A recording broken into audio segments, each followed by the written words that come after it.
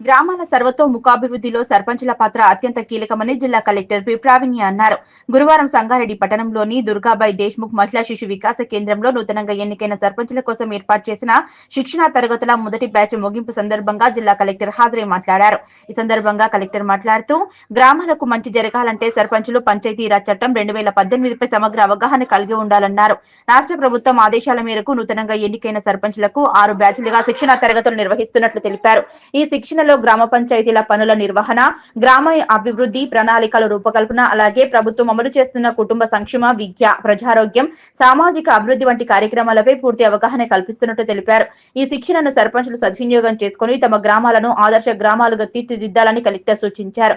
ఈ కార్యక్రమంలో incharge DPO Janaki Reddy, డిఎల్పిఓలు Anitha, అమృత, సంజీవరావు, పంచాయతీరాజ్ అధికారులు, సర్పంచులు, సిబ్బంది పాల్గొన్నారు.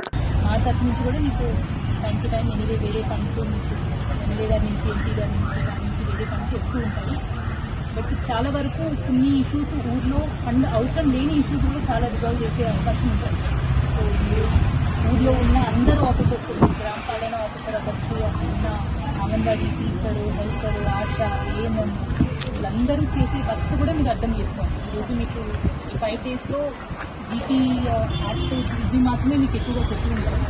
మీరు అన్ని తెలియకపోతే ప్రతి డిపార్ట్మెంట్ ఊర్లో చేసే పనులు మీకు కంప్లీట్ అవగాహన మీరు నేర్చుకొని మీకు ఇంకా చాలా టైం ఉంది కాబట్టి ఫస్ట్ 6 months మీరు నేర్చుకున్న తర్వాత దాని తర్వాత బాగా పట్టు వచ్చిన తర్వాత మీరు